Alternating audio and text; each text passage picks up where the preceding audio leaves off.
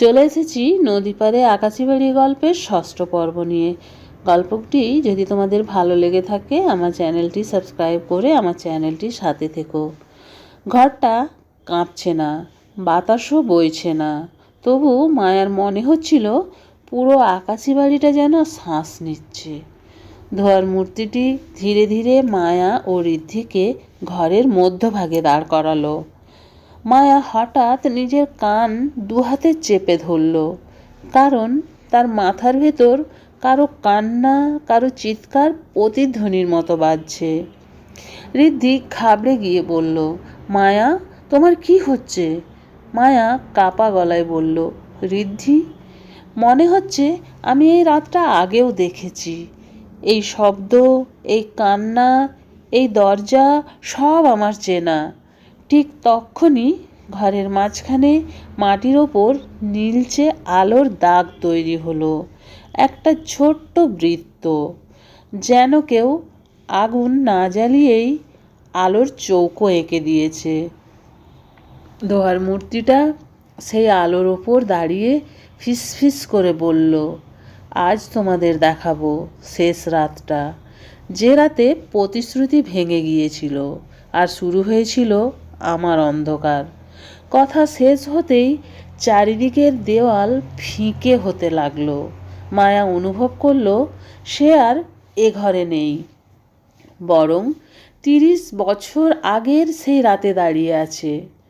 আকাশি বাড়ির সেই পুরনো বারান্দা, নদীর হাওয়া, আলোয়ার মতো ম্লান চাঁদের আলো। বারান্দায় দাঁড়িয়ে আছে নীলময়ী, নীল শাড়ি পরা, চোখ লাল, দুহাতে শক্ত করে ধরে আছে সেই নীল কাঁচের চুড়ি। আর ঠিক তার সামনে দাঁড়িয়ে একজন তরুণ। তার মুখ মায়া স্পষ্ট দেখতে পাচ্ছে না, কারণ দৃশ্য ঝাপসা। কিন্তু ঋদ্ধি হঠাৎ চোখ বড় বড় করে বলল, মায়া, ওইটা ওইটা আমার ঠাকুরদা। মায়ার বুকের ভেতর ধক করে উঠল। সে অনুভব করতে লাগলো নীলময়ীর প্রতিটি কথা যেন তার মাথার ভেতর ঢুকে যাচ্ছে। নীলময়ী তরুণকে বলছে, তুমি আমাকে বলেছিলে আজ রাতেই আমাকে নিয়ে যাবে। তোমার পরিবারের ভয় তুমি ভাঙবে, আমাকে মানুষ করবে, সম্মান দেবে।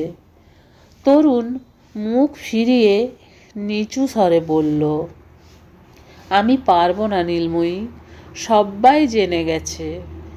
নীলময়ী কেঁপে উঠে বলল, তাহলে আমার প্রতিশ্রুতির কি হলো, আমাদের ভবিষ্যৎ? তরুণের কণ্ঠ কাঁপছে। সে নীলময়ীকে বলল, আমাকে ক্ষমা করো, আমি কাউকে শত্রু করতে পারবো না।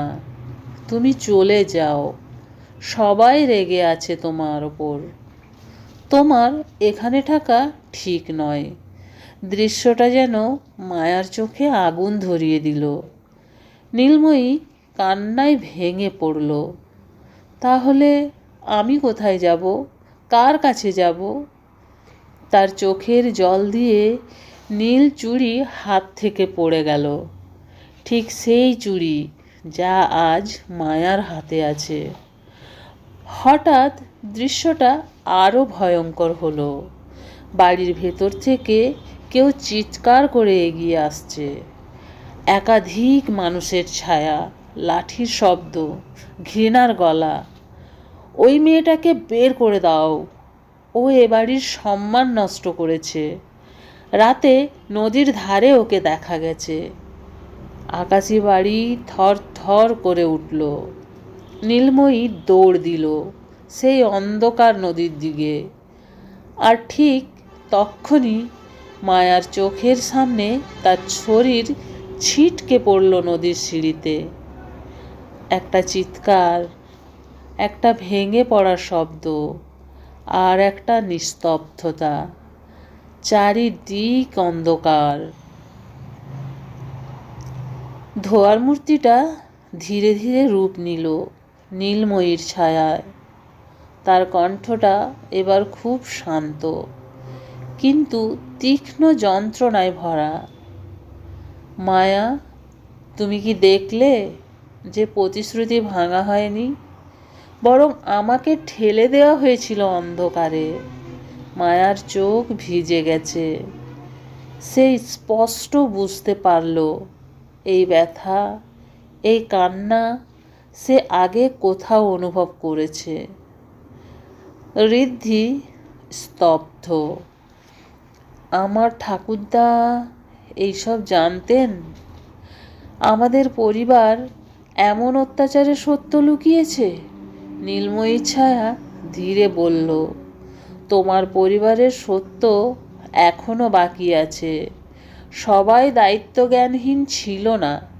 কেউ ছিল যাকে আমি বিশ্বাস করতাম, যে আমাকে বাঁচাতে এসেছিল, কিন্তু দেরি হয়ে গিয়েছিল।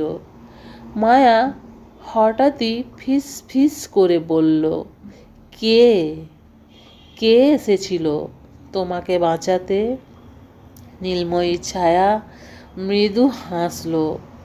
তোমার নিজের আত্মা জানে উত্তরটা মায়া, কারণ তুমি সেই রাতের সাথেই বাঁধা। এই গল্পটি চলবে। গল্পটি যদি তোমাদের ভালো লেগে থাকে আমার চ্যানেলটি সাবস্ক্রাইব করে আমার চ্যানেলটির সাথে দেখো।